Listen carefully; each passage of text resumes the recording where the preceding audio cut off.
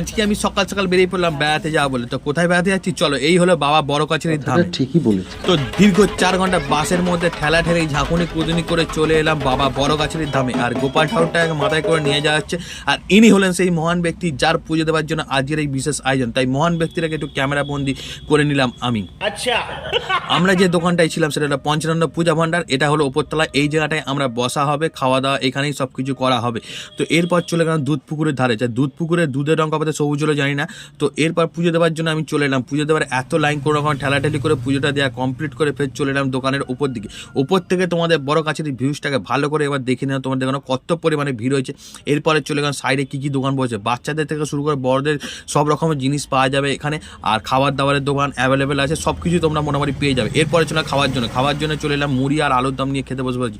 তো পেট পুরোটা করে নিলাম। আজকের মতো ভিডিওটা তোমাদের ভালো লাগলে লাইক করো, কমেন্ট করো, সাবস্ক্রাইব করো। Tata, bye bye.